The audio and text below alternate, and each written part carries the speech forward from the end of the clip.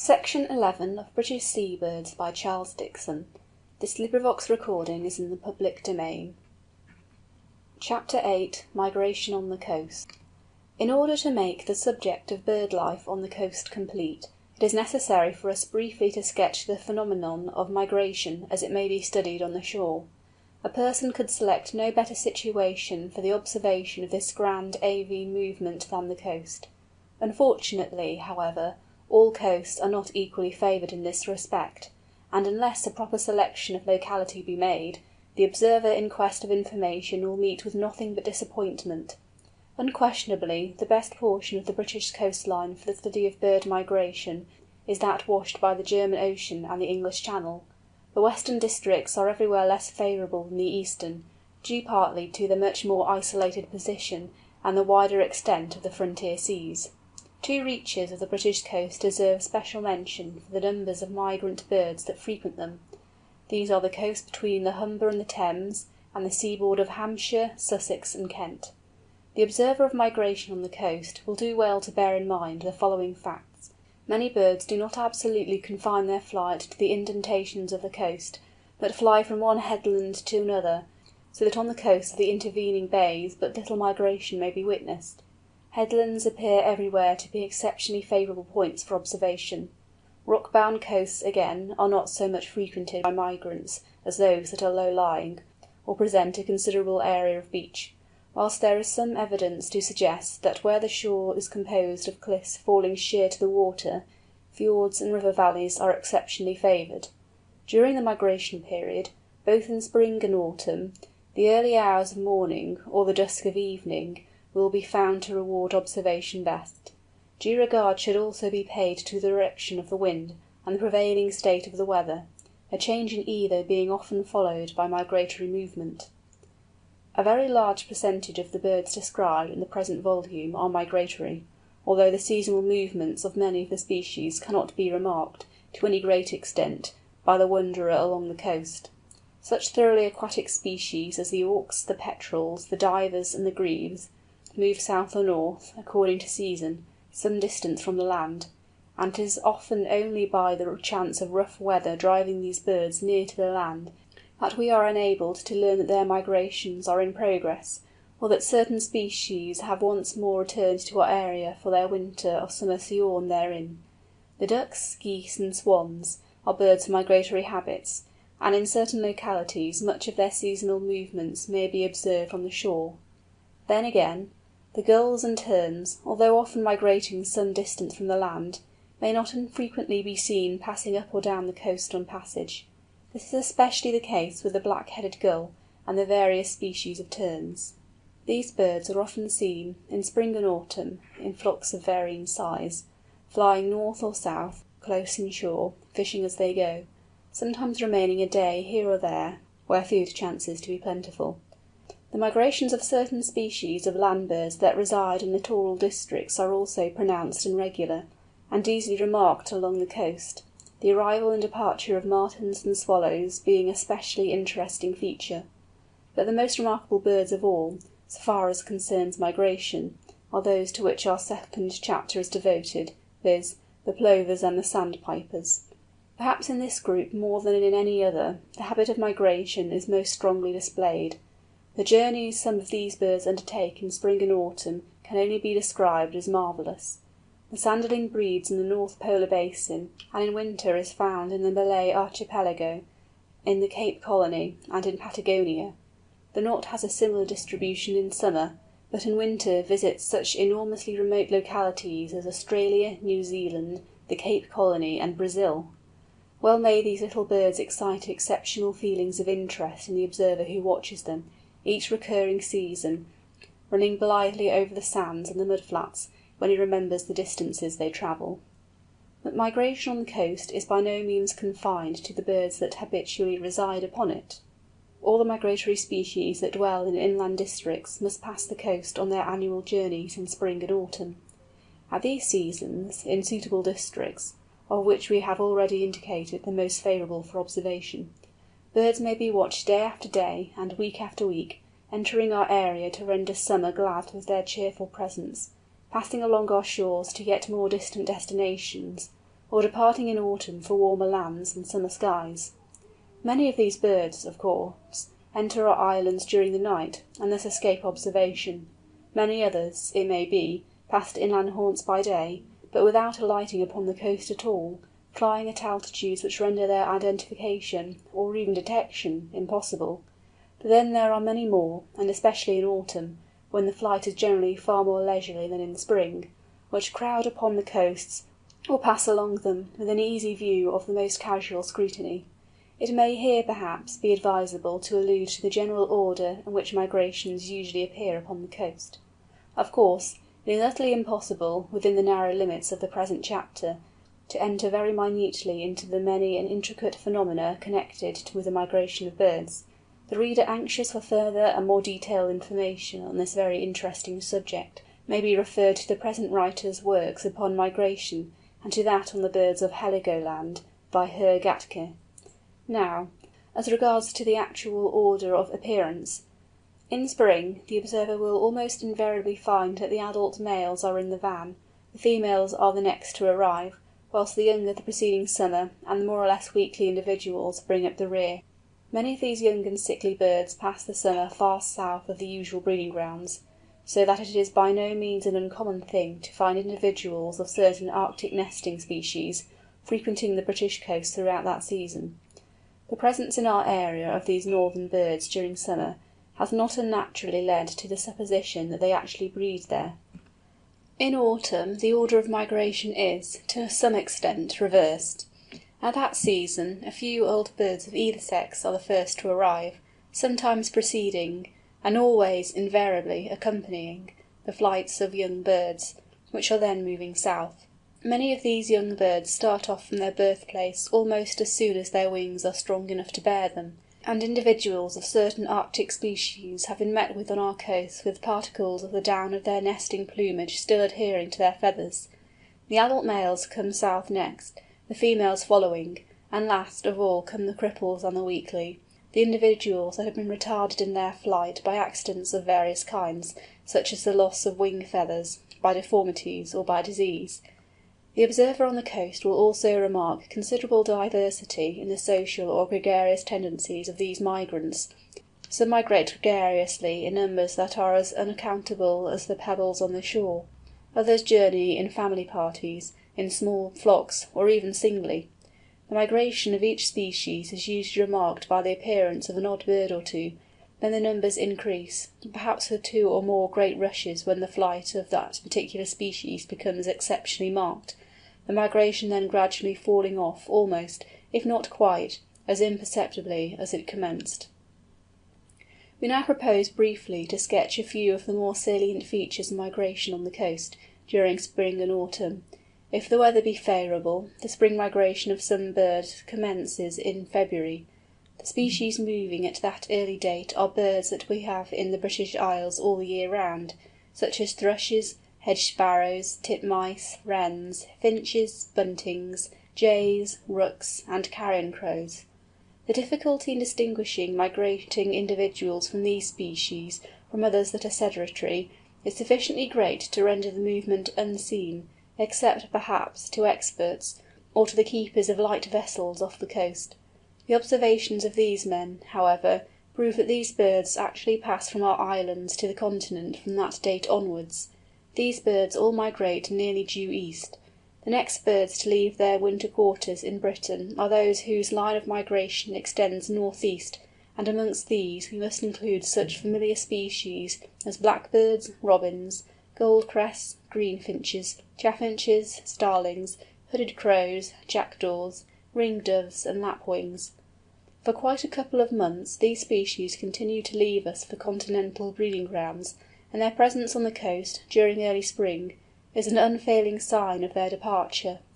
Then comes the departure of such birds that are found only in winter in the British Islands: redwings, fieldfares, bramblings, siskins, snow buntings, and so on. The departure of these birds begins in February or early March, and lasts until the beginning of May. About the same time, also, many coast birds pass from our islands, such as golden plovers, lapwings, curlews, redshanks, woodcocks, and snipes, that is to say, the migratory individuals of these species that only visit us during winter. Ducks and geese also begin to move north, and many indicators of their passage may be seen by the careful observer of birds along the shore. March, April, and May, the two former months especially, is the period of their departure. At this season, also, many individuals of these species pass along our coast districts from more southern countries, on their way to northern haunts. These birds are known as coasting migrants. The most typical of these coasting migrants, and those that may be readily distinguished, are such species as whimbrels, ringed plovers, sanderlings, stints, skuas, and curlew sandpipers. Whimbrels are very regular in their appearance, arriving at the end of April, and the migration continuing through May. Early in March, on our southern coasts, the purely summer visitors begin to be seen, woodcocks and pied wagtails, amongst others, making their appearance. Towards the end of March, or very early in April, the first of the purely southern species reach us. Two of the most familiar are the wheatear and the chiffchaff. Ring ouzels, willow wrens, and yellow wagtail follow them closely. As April passes on, the numbers of our southern migrants increase. Whinchats, redstarts, wrynecks, cuckoos, whitethroats, blackcaps, swallows, martins, and so on, appearing in force. Towards the end of the month, and in May, terns, various sandpipers, turtle-doves, and quails may all be found upon the coasts on their spring migration. Among the last to appear are such species as lesser whitethroats, spotted flycatchers, garden warblers, and red-backed shrikes. This spring migration of birds along the British coasts lasts for a period of quite 4 months, from February to the end of May, or the first week in June. Some birds may be observed on passage almost throughout this period, others not more than half this time, especially the warblers, wagtails, and pipits. Others, yet again, complete their migration in a month or less, amongst these being the red-backed shrike and the greenshank. For the spring migration of such species that visit the British Islands to breed, the southern coasts, of course, are the best points of observation. None of these birds breed south of their point of entrance to our area, as they all reach us from winter quarters in more southerly latitudes than ours. The spring migration of birds over the British Islands has scarcely ceased before the first signs of the autumn flight begin to be apparent along the coast. Of course, this early autumn migration is first noticeable upon our northern and eastern coastlines. Certainly, by the middle of July, a few of the Arctic wading birds may be noticed on the shore, or flying south along the coast. Towards the end of the month, and early in August, the number of these returning migrants increases. Young knots and gray plovers, with odd adult birds, appear upon the sands and mudflats. Almost at the same time you may notice the common sandpiper back again upon the shore, followed by lapwings, ringed plovers, greenshanks, and curlews. Then various small birds begin to drift along the coast, on their passage south: swifts, wheatears, willow wrens, and whinchats. Throughout August the migration of birds gets stronger and stronger, and towards the end of the month, and early in September, our own summer migrants begin to leave the country. Warblers and swallows, wheatears, flycatchers, thrushes, wagtails, and pipits may be met with from time to time along the coast, all bent upon early departure. The wide reaches of mud and sand, often so dull and uninteresting, and devoid of bird life, in summer, are rapidly filling with a new population, plovers and sandpipers appearing upon them from day to day in ever-increasing numbers, whilst the seas near by becoming sprinkled with the earliest hosts of ducks and geese. The terns, once more, are on the move, this time flying south to warmer seas. For the advent of October, most of our summer birds have gone, a few belated swallows and wheatears, a few venturesome chiffchaffs and wagtails, being all that remain. All the autumn through, however, coasting migrants of many species, the same that pass north in spring, continue flying south. Most of this migration is from the north and north-east. Early in October, however, the direction of this great migrant tide falls nearly to due east, and from this time onwards, the English shores of the German Ocean, say from Yorkshire to the estuary of the Thames, become by far the most interesting of all our coastline to the student of migration. Normally the number of species is not very extensive, but the number of individual birds can only be described as stupendous. The vast feathery tides of migrants that break in countless waves upon our eastern coasts in autumn, are composed of birds that breed in continental Europe and Western Asia, and return to the British Islands, the centre of their dispersal, to winter.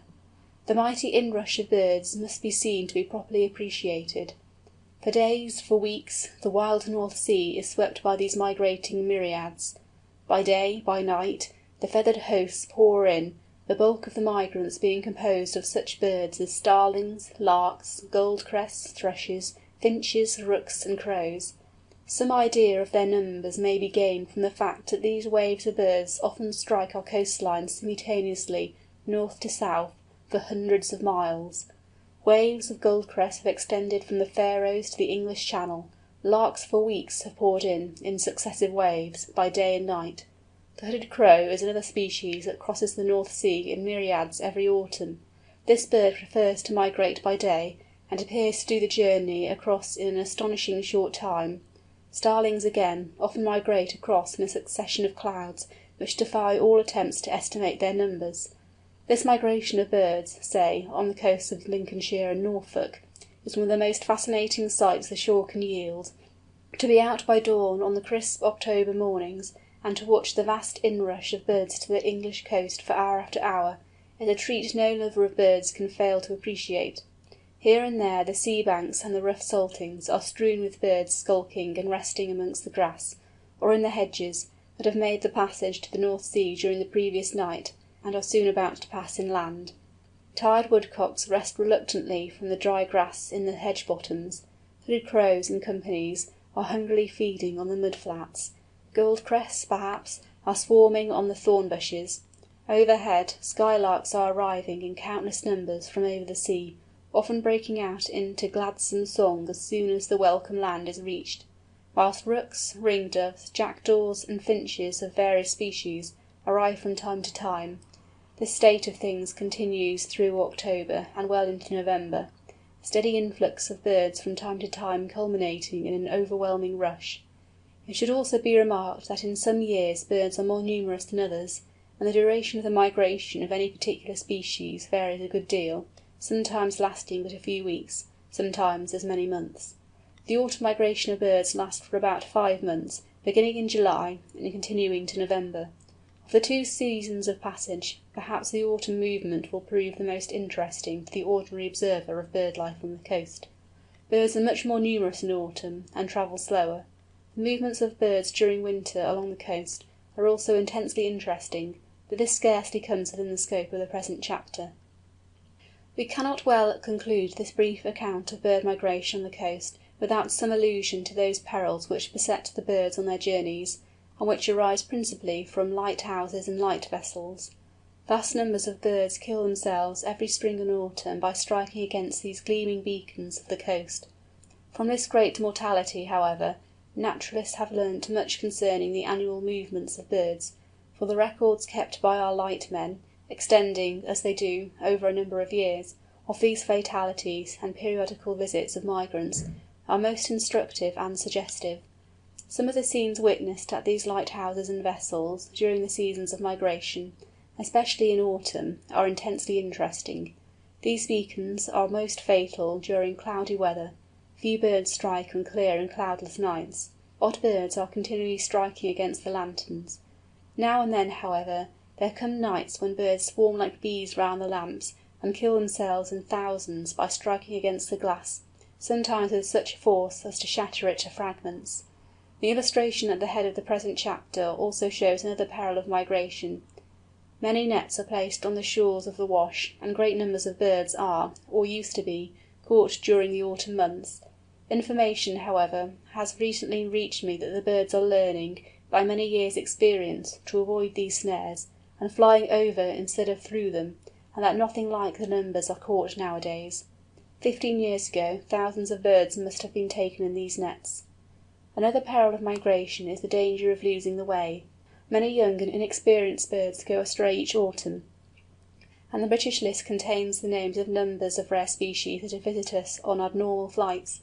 Many of these birds have been captured on the coast. From Eastern Europe, from Siberia, from Africa, and even from America, these wanderers have come. Each period of migration the observer, on the coast, may be agreeably surprised to meet with one of these lost and wandering individuals; and it is this glorious uncertainty that adds considerably to the pleasure of a ramble along the shore in spring and autumn. End of Project Gutenberg's British Sea Birds, by Charles Dixon